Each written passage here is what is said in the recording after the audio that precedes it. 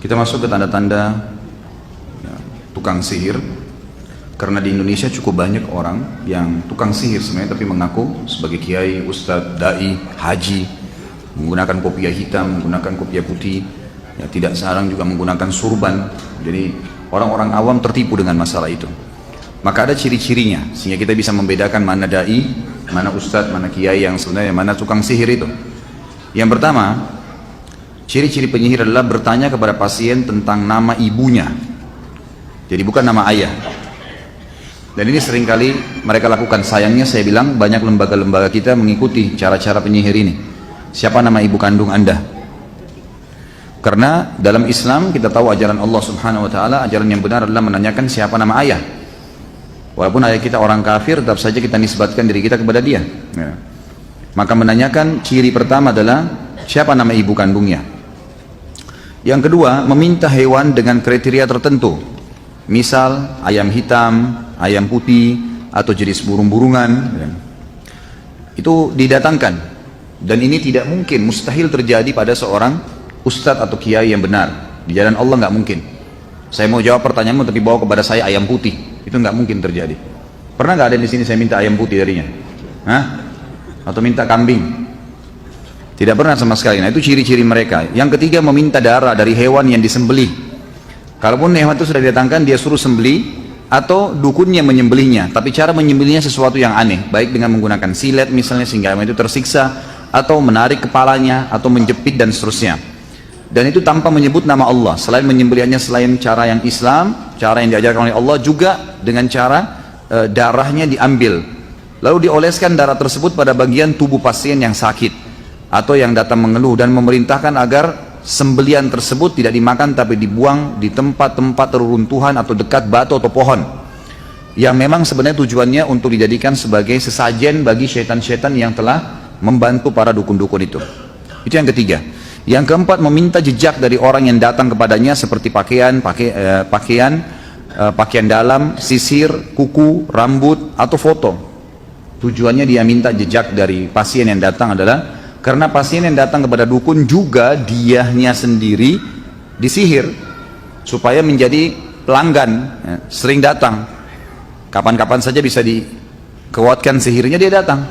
Mungkin dia rindu sama dukunnya, mungkin dia ingin bertanya sesuatu, atau syaitan yang sedang ditugaskan memang diberhentikan sehingga reaksi sihirnya kurang dan seterusnya. Kemudian yang kelima, menulis mantra-mantra, simbol-simbol, huruf-huruf lepas, nomor-nomor, atau dalam persegi empat atau lingkaran. Baik itu dalam tulisan Arab atau tulisan yang lainnya. Yang keenam, memberikan jimat, baik itu dalam bentuk kepada pasien, diantaranya ada yang kecil dan besar, berbentuk segitiga atau segi empat, dilipat dalam kulit, potongan besi atau potongan perak. Di dalamnya berisikan permohonan bantuan bernuansa syirik, nomor-nomor atau huruf-huruf. Ada kalanya tukang sihir menyuruhnya agar menggantungkan jimat tersebut di lehernya, dikalungkan atau di lengannya, atau meletakkannya di bawah bantal bila memang targetnya adalah pasangan hidupnya. Kemudian yang ketujuh, memberikan benang dari bulu binatang atau tali yang ada bundalannya atau simpul-simpulnya. Ini semua diberikan, dan ini mustahil terjadi pada seorang ustadz. Nggak mungkin. Dai jalan Allah nggak mungkin kasih jimat suruh pakai. Pokoknya cirinya kalau sudah kasih jimat, biar pakai kopiah, biar pakai apa, jangan dipercaya, udah dukun pasti. Yang kedelapan, memberikan pasien barang-barang untuk ditanam di dalam tanah, dan ini mustahil terjadi pada dai, nggak mungkin. Tapi dukun-dukun pasti memberikan sesuatu untuk ditanam, baik di rumahnya, di tempat kerjanya, atau bahkan ditanam ke dalam tubuhnya sebagai susuk kalau kita biasanya. Yang kesembilan, memberikan pasien kertas-kertas yang bertuliskan mantra-mantra dan memberikan dupa untuk dibakar pada waktu terbenam matahari, terbit matahari, atau waktu siang hari, atau dikenal dengan kailula dalam bahasa Arab. Lalu kemudian tentu dupa-dupa tersebut memang disyaratkan diberikan untuk syaitan-syaitan yang sedang bertugas pada waktu itu dari para dukun, sehingga syaitan mengetahui kalau si dukun dan pasien tadi patuh padanya. Yang ke-10, menuliskan untuk pasien huruf-huruf lepas pada bejana, pada piring atau keramik, atau pada potongan-potongan kayu dengan material tertentu yang bisa dicairkan, atau dengan za'faran, wangi-wangian. Lalu ia memerintahkan orang yang datang kepadanya agar mencairkan dan meminumnya. Jadi nanti dicairkan di depannya dukun, lalu dia mantra-mantrain, lalu kemudian disuruh ya meminumnya, dicairkan lalu diminum.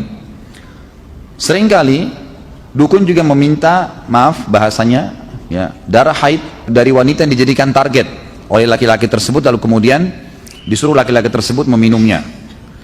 Yang ke-11, memberikan kepada orang yang datang kepadanya, baik orang yang sakit maupun selainnya, sebotol air yang di dalamnya ditaruh sebagian kertas yang bertuliskan mantra-mantra dan permohonan bantuan kepada syaitan, lalu memerintahkannya agar mandi dengannya di tempat yang tidak terurus lagi hancur atau pekuburan yang sudah ditelantarkan. Kemudian yang ke-12, seringkali di rumah dukun ditaruh tanah, pasir, kemudian di sekitar pasir itu dibuat lingkaran dari karet, dan pasir itu sudah dijadikan sebagai kesepakatan antara dukun itu dengan setan-setannya. Jadi disitulah seperti tempat ya, yang syarat dikasih oleh syaitan untuk bisa pasien tersebut terkena apa yang ditargetkan. Maka pasien pun menginjak ya, pasir itu dan masuk ke dalam lingkaran tadi. Yang ke-13, membaca cangkir, menghidangkan minuman, kopi, teh, sirup ya, kepada pasien yang sebenarnya sudah dimantrain, atau kadang makanan sebagai syarat, baik itu ketan, gandum, apa saja ya, yang memang diberikan untuk dimakan, dikonsumsi oleh pasien tersebut yang sebelumnya sudah dimantrain. Maka pada saat tersisa kopi tersebut lalu dituang di cangkir, di anak piringnya, lalu kemudian diterkalah atau ditebaklah apa yang sedang menjadi jalan keluar dari masalah pasien tadi. Dan ini semua dusta ya, ini semua dusta, hanya untuk menipu.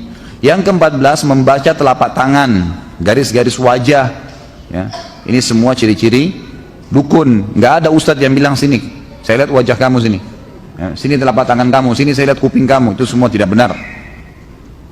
Yang ke-15, dukun menaruh kerikil, rumah kerang, biji kurma atau biji gandum di atas kulit binatang buas atau di atas sepotong kain yang khusus ditenun untuk praktek itu. Yang ke-16, menuangkan timah yang sudah dicairkan di sebuah wadah. Jadi timah dicairkan di sebuah wadah, sengaja dicairkan lalu kemudian diletakkan di depan pasien tersebut lalu dimantra-mantrain. Ke-17, memberikan cincin yang diukir dengan sebagian simbol dan mantra dengan bahasa cincin sudah diisi atau diberikan sesuatu. Ini paling banyak di Indonesia ya.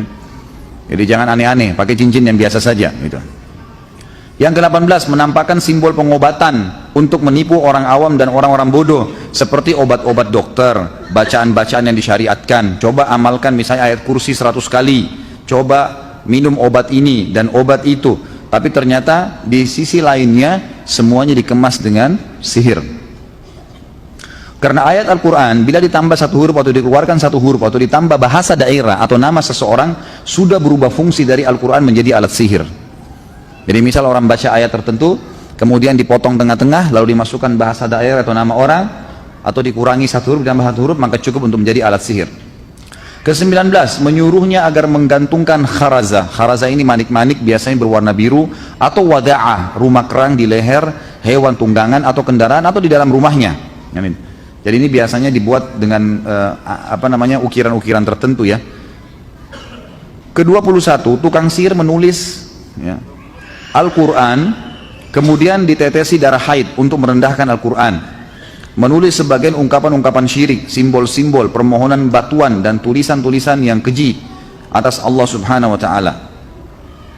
Jadi biasanya ada ayat Al-Quran digunting oleh dukunnya lalu dicelupin di darah haid, lalu dibilang dibungkus dengan kertas, ini simpan untuk menghina, seperti itulah. Kadang-kadang Al-Quran dibagi dua, dipotong lalu ditaruh. Pernah kebongkar di Saudi itu, saya lihat cuplikannya, sampai Al-Quran dimasukin ke WC, akhirnya ditangkap oleh kelompok Hizbah ya, kelompok Hayy Amil Ma'ruf Nahi Munkar, lalu dikeluarkan Al-Quran tersebut lalu dicuci dengan bersih lalu dituangin dengan minyak wangi oleh Hay'a, lalu sihirnya dipenggal lehernya. 22, tukang sihir atau dukun memberikan kepada orang yang datang kembali kepadanya benda-benda aneh seperti telur yang bertuliskan mantra atau tulisan Arab, atau gembok yang dilipat dengan kulit dan mantra. Ini semua mustahil ada pada seorang dai atau ustadz, nggak mungkin. 23, menyuruhnya agar membawa kulit serigala atau giginya, atau mengikatkan benang-benang hitam pada mobilnya. Semua itu termasuk ketergantungan kepada selain Allah. Seperti di sini ada gambar juga mobil truk, biasanya di spionnya besar supaya selamat dikasih kain hitam gitu kan.